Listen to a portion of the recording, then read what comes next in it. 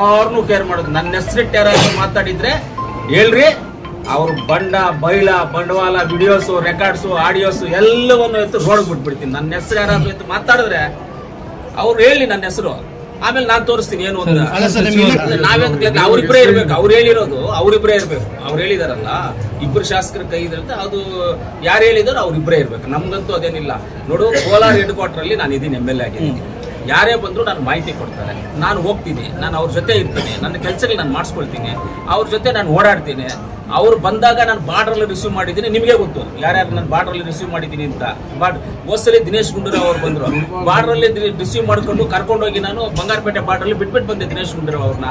ದಿನೇಶ್ ಗುಂಡೂರಾವ್ ಅವರು ಮುಳಬಾಗಿಲಿಗೆ ಬಂದ್ರು, ಮುಳಬಾಗಿಲಿಗೆ ಬಂದಾಗ ಟೋಲ್ವರೆಗೂ ಬಂದು ಟೋಲಲ್ಲಿ ಬಿಟ್ಬಿಟ್ಟು ನಾನು ಗೆಸ್ಟ್ ಹೌಸ್ ಹೋದೆ. ನಾನು ಮುಳಬಾಗಿಲು ಹೋಸಲಿ ಬಂದಾಗ ಟೋಲ್ವರೆಗೂ ಬಿಟ್ಟು ನಾನು ಇವನ್ನೆಲ್ಲ ನಮ್ಮ ಲೀಡರ್ಸ್ನೆಲ್ಲ ಕರೆಸಿ ನಮ್ಮ ನೀಲಕಂಠೇಗೌಡರನ್ನ ಅವ್ರ ಕಾರಲ್ಲಿ ಕುಂಡ್ರಿಸಿ ಬ್ಲಾಕ್ ಪ್ರೆಸಿಡೆಂಟ್ ಅನ್ನ ನೀವು ಮುಳಬಾಗಿಲು ನಿಮ್ಮ ಕಾರ್ಯಕ್ರಮ ಮುಗಿಸ್ಕೊಂಡ್ ಬನ್ನಿ ಸರ್, ನಾನು ಗೆಸ್ಟ್ ಹೌಸ್ ಅಲ್ಲಿ ಇರ್ತೀನಿ ಅಂತ ಗೆಸ್ಟ್ ಹೌಸ್ ಅಲ್ಲಿ ಇದ್ದೆ. ಅದು ಕೋಲಾರ ಹೆಡ್ ಕ್ವಾರ್ಟರ್ MLA ಆಗಿ ನನ್ನ ಜವಾಬ್ದಾರಿ, ಇದು ನಮ್ಮ ಮಂತ್ರಿಗಳು ಬಂದಾಗ, ನಮ್ಮ ಪಕ್ಷದ ಯಾರೇ ಹಿರಿಯ ನಾಯಕರು ಬಂದಾಗಲೂ ನಾನು ರಿಸೀವ್ ಮಾಡ್ಕೊಳ್ಳೋದು ಕೋಲಾರದಲ್ಲಿ ನನ್ನ ಜವಾಬ್ದಾರಿ ಆಗಿದೆ. ನಾನು ರಿಸೀವ್ ಮಾಡ್ಕೊಳ್ತೀನಿ. ಮುಂದಕ್ಕೂ ಇವಾಗ ಏನ್ ಮಾಡ್ತಾ ಇದ್ದೀನಿ ಅದನ್ನೇ ಕಂಟಿನ್ಯೂ ಮಾಡ್ತೀನಿ. ನನಗಿಂತ ಮೇಧಾವಿಗಳು ಯಾರು ಇಲ್ಲ ಅಂತ ನನಗೆ ಅನ್ಕೊಳ್ತೀನಿ. ನನಗೆ ಹೇಳ್ಕೊಡುವಂಥದ್ದು ಯಾರು ಇಲ್ಲ. ನನಗೆ ಯಾರು ಹೇಳ್ಕೊಟ್ರು ನಾನು ಅದನ್ನು ಕೇಳೋದೇ ಇಲ್ಲ. ನನಗಿಂತ ಮೇಧಾವಿಗಳು ಇದ್ದಾರೆ ಅಂತ ನಾನು ಅನ್ಕೊಳ್ಳೋದಿಲ್ಲ. ಇರ್ಬೋದೇನೋ. ಬಜೆಟ್ ಬಗ್ಗೆ ಚರ್ಚೆ ಮಾಡ್ಲಿಕ್ಕೆ ಶಾಸಕರನ್ನ ಅವರು ವಿಶ್ವಾಸ ತಗೋಬೇಕಲ್ಲ, ಯಾರು ಉಸ್ತುವಾರಿ ಮಂತ್ರಿಗಳು? ಯಾರು ನನಗ ಯಾರಿಗೆ ಎಲ್ರಿಗೂ ಹೊಟ್ಟೆ ನೋವು ಯಾರಿಗೆ? ನನಗೆ ಹೊಟ್ಟೆ ನೋವಿತ್ತು, ನಿನಗೆ ಟ್ಯಾಬ್ಲೆಟ್ ಕೊಟ್ರೆ ಆಗುತ್ತೇನದು? ನನ್ನ ಕಾನ್ಸ್ಟಿಟ್ಯೂನ್ಸಿಗೆ ಏನು ಪ್ರಾಬ್ಲಮ್ ಇದೆ ಅಂತ ಡಿಸ್ಟ್ರಿಕ್ಟ್ ಮಿನಿಸ್ಟರ್ ಹೋಗ್ಬೇಕಾಗಿರೋ ಜವಾಬ್ದಾರಿ ನಂದು. ಜನ ಓಟ್ ಹಾಕಿರೋದು ಏನಕ್ಕೆ? ನನಗೆ ಸುತ್ತಾಡ್ಕೊಂಡು ಅರಟೆ ಹೊಡ್ಕೊಂಡಿರೋದಕ್ಕೆ ಜನ ಓಟ್ ಹಾಕಿರೋದು. ಬಂದ್ಬಿಟ್ಟು ಸುತ್ತಾಡ್ಕೊಂಡು ಜನಗಳ ಹತ್ರ ಮಾತಾಡ್ಕೊಂಡು ಅಟ್ಟೆ ಓಟ್ಕೊಳಕ್ಕೆ ಇಲ್ಲ ಹಾಕಿರೋದು. ಜನ ಓಟ್ ಹಾಕಿರೋದು ಈ ತಾಲೂಕಲ್ಲಿ ಏನು ಸಮಸ್ಯೆ ಇದೆ, ನಿನ್ಗೇನು ಅವಶ್ಯಕತೆ ಇದೆ, ನಿನ್ಗೇನು ಪ್ರಾಬ್ಲಮ್ ಇದೆ, ಅದನ್ನ ಬಂದ್ಬಿಟ್ಟು ಜಿಲ್ಲಾ ಉಸ್ತುವಾರಿ ಮಂತ್ರಿ ಹತ್ರ ಹೋಗಿ ನಾವು ಮಾತಾಡಿ ಆ ಜವಾಬ್ದಾರಿನ, ಆ ಕೆಲಸವನ್ನು ಮಾಡಿಸ್ಕೊಳ್ಳೋ ಬರುವಂತ ಜವಾಬ್ದಾರಿಗೋಸ್ಕರ ಜನ ಓಟ್ ಹಾಕಿರೋದು. ನಮಗೆ ಮಾತಾಡೋಕ್ಕೋಸ್ಕರ ಅಲ್ಲ ಓಟ್ ಹಾಕಿರೋದು. ಆ ಜವಾಬ್ದಾರಿಯನ್ನ ನಾನು ಮಾಡಿದ್ದೀನಿ.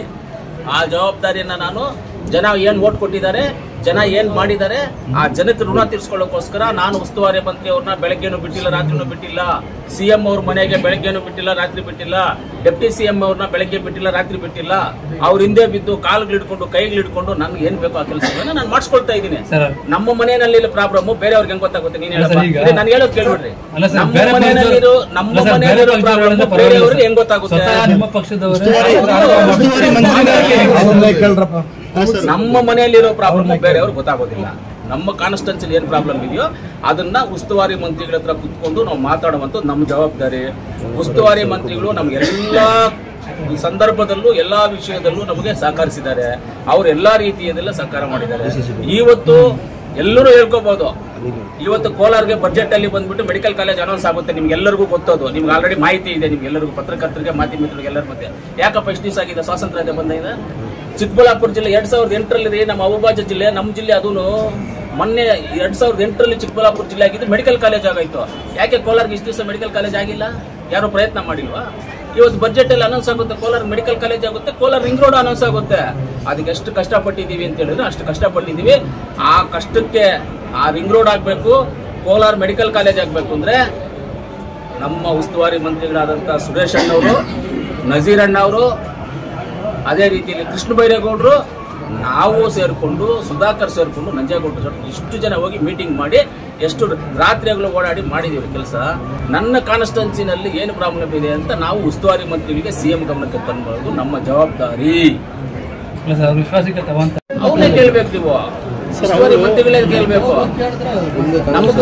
ನಮಗೂ ನೋವಿರೋದ್ರಿಂದ ನಾವು ಹೋಗ್ಬೇಕಪ್ಪ ಉಸ್ತುವಾರಿ ಮಂತ್ರಿಗಳಿಗೆ. ನಮ್ಮ ತಾಲೂಕಲ್ಲಿ ಎಲ್ಲಿ ರೋಡ್ ಹಾಕ್ಬೇಕು, ಎಲ್ಲೇನ್ ಹಾಕ್ಬೇಕು ಏನ್ ಗೊತ್ತಿರುತ್ತೆ ಅವ್ರಿಗೆ ನಾವು ತಿಳಿಸ್ಬೇಕು. ಅಣ್ಣ ಈ ತರ ಇದೆ, ಹಿಂಗಿದೆ ಅಣ್ಣ, ಇದನ್ನ ಮಾಡ್ಬೇಕು ಅನ್ನೋದನ್ನ ನಾವು ತಿಳಿಸ್ಬೇಕು ಉಸ್ತುವಾರಿ ಮಂತ್ರಿಗಳಿಗೆ. ಉಸ್ತುವಾರಿ ಮಂತ್ರಿಗಳು ತಿಳಿಸುವಂತ ಜವಾಬ್ದಾರಿ ಕೂಡ ಇರ್ಬೇಕು ನಮಗೆ. ಆ ಜವಾಬ್ದಾರಿ ತಗೊಂಡು ಅವ್ರಿಗೆ ಹೇಳ್ಬೇಕು. ಅವ್ರಿಗೇನು ಬೇರೆದೇನು ದೇವ್ರು ಬಂದ್ಬಿಟ್ಟು ಅವ್ರ ಕಿವಿನಲ್ಲಿ ಹೇಳಲ್ಲ ಅವ್ರಿಗೆ ನಮ್ಗಿಂತ ಪ್ರಾಬ್ಲಮ್ ಇದೆ, ಅವ್ರನ್ನ ಮಾತಾಡಿ ನೀವು ಹೋಗಿ. CCC ಬ್ಯಾಂಕು ಚುನಾವಣೆ ಆಗೋದಕ್ಕೆ ಅಡ್ಡಗಾಲ ಹಾಕಿರೋದು ಯಾರು? ಚೆನ್ನಾಗಿ ಅರ್ಥ ಮಾಡ್ಕೊಳ್ಳಿ, ನಾನು ಹೇಳ್ತೀನಿ, ಕ್ಲೀನಾಗಿ ಅರ್ಥ ಮಾಡ್ಕೊಳ್ಳಿ. DCC ಬ್ಯಾಂಕ್ಗೆ ಎನ್ಕ್ವೈರಿ ಮಾಡಕ್ಕೆ ಅಂತ ಸರ್ಕಾರದಿಂದ ಒಂದು ಆದೇಶ, ಏನು ಎನ್ಕ್ವೈರಿ ಮಾಡಿ, ಎನ್ಕ್ವೈರಿಗೆ ಯಾರನ್ನಾದ್ರೂ ಒಬ್ಬನ ಅಪಾಯಿಂಟ್ ಮಾಡಿದಾಗ ಅದ್ರ ಮೇಲೆ ಹೋಗಿ ಸ್ಟೇ ತರ್ತಾರೆ. ಯಾವ್ದ್ರ ಮೇಲೆ? ಎನ್ಕ್ವೈರಿಗೆ ಒಂದು ಮನುಷ್ಯನ ಹಾಕ್ತಾರಲ್ಲ, ಯಾರೋ ಒಂದು ಆಫೀಸರ್ನ ಹಾಕ್ತಾರೆ, ಅದ್ರ ಮೇಲೆ ಸ್ಟೇ ತರ್ತಾರೆ. DCC ಬ್ಯಾಂಕ್ಗೆ ಒಂದು MDನ ಹಾಕಿದ್ರೆ ಆ MD ಬೇಡ ನಮಗೆ ಅಂತ MD ಮೇಲೆ ಹೋಗಿ ಕೋರ್ಟಲ್ಲಿ ಒಂದು ಸ್ಟೇ ತರ್ತಾರೆ. ಆ MD ಬರಬಾರ್ದು ಅಂತ. 19 DCC ಬ್ಯಾಂಕ್ ಸಂಬಂಧಪಟ್ಟಂಗೆ 19 ಸ್ಟೇಗಳಿದೆಯಪ್ಪ. ಯಾರು ತಗೊಂಡಿರೋದು ಆ ಸ್ಟೇಗಳೆಲ್ಲ? ನಾನಾ? ಅನಿಲ್ ಅಣ್ಣ? ಸುರೇಶ್ ಅಣ್ಣ? ಸುರೇಶ್ ಅಣ್ಣ ತಗೊಂಡವ್ರ? ನಂಜೇಗೌಡ ತಗೊಂಡವ್ರ? ಯಾರು ತಗೊಂಡಿದ್ದಾರೆ ಸ್ಟೇ ತಗೊಂಡಿರೋದು ಯಾರು? ನೀವು ಎಲ್ಲರಿಗೂ ಹಾಕಿ 19 ಸ್ಟೇಗಳು ತಗೊಂಡಿದ್ದಾರೆ. ಏನಕ್ಕಪ್ಪ ನೀವು ಒಳ್ಳೆಯವರಾದ್ರೆ ಯಾಕೆ ಸ್ಟೇ ತಗೊಂಡಿದ್ದೀರಾ? ನೀವು ಯಾರು? ಗೋವಿಂದ ಗೌಡ್ರೆ ತಗೊಂಡಿರೋದು. ಗೋವಿಂದ ಗೌಡ್ರೆ ತಗೊಂಡಿರೋದು. ಅವರೇ ಎಲ್ಲ ಸ್ಟೇಗಳು ತಗೊಂಡಿದ್ದು. ನಾವೆಲ್ಲ ಅವ್ರ ತರ ನಾವೇನ್ ಬಂದ್ಬಿಟ್ಟು ಗುಬ್ಲೆಗಳೆಲ್ಲ ನಾವು ವಿರೋಧನ ಹೇಳ್ತೀವಿ ಡೈರೆಕ್ಟ್ ಆಗಿ. ನಿಮಗೂ ಫೋಟೋಗಳು ವಿಡಿಯೋಗಳು ಕೊಡ್ತೀವಿ. ಕೋರ್ಟ್ಗಳ ಹತ್ರ ಕುತ್ಕೊಂಡು ಮರಗಳಗಡೆ ಕುತ್ಕೊಂಡು ಏನೇನು ಮಾಡ್ತಾ ಇದ್ರು ಬೇಕಂದ್ರೆ ಫೋಟೋಸು ವಿಡಿಯೋಸು ಕಳಿಸ್ತೀನಿ ನಿಮಗೆಲ್ಲ. ಗೋವಿಂದ ಗೌಡ್ರ ಅಂತ ಒಳ್ಳೆ ಮನುಷ್ಯ ಆದ್ರೆ ನೀವು ಏನು ಅವ್ಯವಹಾರ ನಡೆದಿಲ್ಲ ಅಂತ ಹೇಳಿದ್ರೆ ಸ್ಟೇ ಲೆಕ್ಕಪ್ಪ ತಗೊಂಡು ಎನ್ಕ್ವೈರಿಗೆ ಬಿಡು. ಎನ್ಕ್ವೈರಿಗೆ ಬಿಡಪ್ಪ. ನೀನು ಒಳ್ಳೆಯವನು, ನಾನು ಒಪ್ಕೊಳ್ತೀನಿ, ನಿಜ ನೀನು ಒಳ್ಳೆಯವನು. ಯಾಕೆ ಸ್ಟೇಗಳು ತಗೊಂಡಿದ್ದೀರಾ? ಎನ್ಕ್ವೈರಿ ಮಾಡೋದಕ್ಕೆ ಎನ್ಕ್ವೈರಿ ಆಫೀಸರ್ನಾಗ್ದ ನೀವು ಸ್ಟೇ ತಗೊಳ್ತೀರಾ? 19 ಸ್ಟೇ. ಎಷ್ಟು ನಿಮ್ಮ ಬಾಯಿನ ಒಂದ್ಸಲ ಹೇಳ್ರಿ. ಅದನ್ನ 19 ಹಂಗೆ 19 ಸ್ಟೇಗಳು ತಗೊಂಡಿದ್ದೀರಾ. ಯಾಕೆ ತಗೋಬೇಕು ಸ್ಟೇ? ಹಂಗೆ ನೀವು ಎನ್ಕ್ವೈರಿ ಮಾಡೋದು. ಎನ್ಕ್ವೈರಿ ಆಫೀಸರ್ ಆಗ್ತದೆ, ಎನ್ಕ್ವೈರಿ ಆಗ್ಲಿ. ನೀವು ತಪ್ಪು ಮಾಡಿಲ್ಲ, ಎಸ್ ರೈಟ್ ಅಕ್ಸೆಪ್ಟೆಡ್. ನೀವು ತಪ್ಪು ಮಾಡಿಲ್ಲ, ಎನ್ಕ್ವೈರಿ ಮಾಡ್ಲಿ ಬಿಡಿ. ನನಗೆ ಏನಾಗಿದೆ ಅಂತ ನನ್ಗೆ ಗೊತ್ತಿಲ್ಲ. ನಾನೇನು DCC ಬ್ಯಾಂಕ್ ಅಲ್ಲಿ ಇದ್ದಿಲ್ಲ, DCC ಬ್ಯಾಂಕ್ ಅಲ್ಲಿ ಹೋಗಿಲ್ಲ. DCC ಬ್ಯಾಂಕ್ ಡೈರೆಕ್ಟರ್ಸ್ ಇಬ್ರು ಇದ್ದಾರೆ. ಇಬ್ರು ಇದ್ರು DCC ಬ್ಯಾಂಕ್ ಡೈರೆಕ್ಟರ್ಸ್. ಆಯ್ತಾ? ಇಬ್ರು ಇದ್ದಾರೆ. ಇವರು ನೀಲಕಂಠೇಗೌಡರು ಇದ್ದಾರೆ, ಅನಿಲ್ ಅಣ್ಣನು ಇದ್ದಾರೆ. ಇಬ್ರು ಇದ್ದಾರೆ. DCC ಬ್ಯಾಂಕ್ ಅಲ್ಲಿ ಅವ್ಯವಹಾರ ನಡೆದಿದೆಯೋ ಇಲ್ವೋ ನನಗೆ ಗೊತ್ತಿಲ್ಲ. ನಾನು ಹೇಳೋದು ಇಲ್ಲ. ಎನ್ಕ್ವೈರಿಗೆ ಹಾಕಿದಾಗ ಯಾಕೆ ನೀವು ಸ್ಟೇ ತಗೊಂಡ್ಬರ್ತೀರಾ? ಅಲ್ಲಿಗೆ ನೀವು ತಪ್ಪು ಮಾಡಿದ್ದೀರಾ ಅಂತ ನಾವು ಅನ್ಕೊಳ್ತೀವಿ. ಹಂಗಾದ್ರೆ ಸ್ಟೇಟ್ಲೆಲ್ಲ ವೆಕೆಟ್ ಮಾಡಿಸ್ಕೊಂಡ್ ಬನ್ನಿ.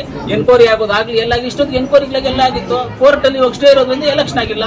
ಈಗ ಸೇಮ್ ಕ್ವಶನ್. ತನಿಖೆ ಯಾರು ಕೋಮೂಲಲ್ಲಿ ತನಿಖೆ ಆಗಬಾರ್ದು ಅಂತ ಯಾರಾದ್ರೂ ಸ್ಟೇ ತಗೊಂಡಿದ್ದಾರಾ? ಕೋರ್ಟ್ಗೆ ಹೋಗಿದ್ದಾರಾ?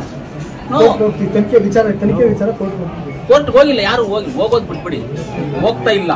ಹೋಗ್ತಾನೂ ಇಲ್ಲ. ತನಿಖೆ ಆಗ್ಲಿ. ನಾವು ಒತ್ತಾಯ ಮಾಡ್ತೀವಿ. ಕೋಮಲ್ ಎಲ್ಲಾದ್ರೂ ಅವ್ಯವಹಾರ ನಡೆದಿದ್ರೆ ತನಿಖೆ ಆಗಬೇಕು. ಆ ತನಿಖೆ ಆಗಿ ಅದನ್ನ ಯಾರು ತಪ್ಪು ಮಾಡಿದ್ರೆ ಅವ್ರು ಅನುಭವಿಸಬೇಕು ಅಂತ ನಾವ್ ಹೇಳ್ತೀವಿ. ಹೌದು, ಎರಡೂ ಆಗ್ಲಿ. ಯಾವ್ದಾಗ್ಲಿ ಸರ್, ನಮ್ಮ ಸಮಸ್ಯೆಗಳ್ರಿ, ನಮ್ಮ ಜನ ಸಮಸ್ಯೆ ರೀ, ನಮ್ಮ ರೈತರ ಸಮಸ್ಯೆ ರೀ. ಎರಡು DCC ಬ್ಯಾಂಕ್ ಎರಡು ನಮ್ಮ ರೈತರ ರಕ್ತ, ರೈತರ ಕಷ್ಟ ಕಟ್ಟಿರೋದ ಸಮಸ್ಯೆಗಳನ್ನ ಬೆವರಲ್ಲಿ ಕಟ್ಟಿರೋದು. ಯಾರೇ ತಪ್ಪು ಮಾಡಿದ್ರು ಆ ರಾಮಲಿಂಗೇಶ್ವರ ಸ್ವಾಮಿ ಹತ್ರ ಕೇಳ್ಕೊಳ್ತೀನಿ. ಆ ಎರಡು ಸಂಸ್ಥೆನಲ್ಲಿ ಯಾರಾದ್ರೂ ತಪ್ಪು ಮಾಡಿ ದುಡ್ಡು ತಿಂದು ಏನಾದ್ರೂ ಆಗಿದ್ದೆ ಅವರಿಗೆ ಕುಷ್ಠರೋಗ ಬರ್ಲಿ, ಹಾರ್ಟ್ ಅಟ್ಯಾಕ್ ಬರ್ಲಿ, ಶುಗರ್ ಬರ್ಲಿ, BP ಬರ್ಲಿ, ಕ್ಯಾನ್ಸರ್ ಬರ್ಲಿ, ಬ್ರೈನ್ ಟ್ಯೂಮರ್ ಬರ್ಲಿ, ಅವ್ರಿಗೆ ಎಲ್ಲವೂ ಬರಬೇಕು. ಯಾರಾದ್ರೂ ಅದರಲ್ಲಿ ದುಡ್ಡು ತಿಂದಿರೋರಿಗೆ ಅವ್ಯವಹಾರಗಳು ಮಾಡಿದ್ರೆ ಇದೆಲ್ಲ ಬರ್ಲಿ ಅವ್ರಿಗೆ. ಕೋರ್ಟ್ ಅಲ್ಲಿ ಸ್ಟೇ ವೆಕೆಟ್ ಮಾಡಕ್ಕಲ್ರಿ. ಫಸ್ಟ್ ಅವ್ರನ್ನ ಸ್ಟೇ ನನ್ ತಗೊಂಡು ಕೇಸ್ ವಾಪಸ್ ತಗೊಳಕ್ಕಿಲ್ರಿ. ಎನ್ಕ್ವೈರಿ ಆಗ್ಲಿ. DCC ಬ್ಯಾಂಕ್ ಎನ್ಕ್ವೈರಿ ಆಗ್ಲಿ. ಏನೇನಿದೆ ಎಲ್ಲ ಎನ್ಕ್ವೈರಿ ಆಗ್ಬಿಡಿ ಒಂದ್ ಕಡೆಯಿಂದ. ನಮ್ಮ ಹತ್ರನೂ ವಿಡಿಯೋಸ್ ಇದಾವೆ, ಫೋಟೋಸ್ ಇದಾವೆ, ಎಲ್ಲ ಇದಾವೆ. ನಾವು ಎತ್ಕೊಂಡ್ ಕೊಡ್ತೀವಿ ಒಂದ್ ದಿವಸ ಮೀಡಿಯಾಗೆ.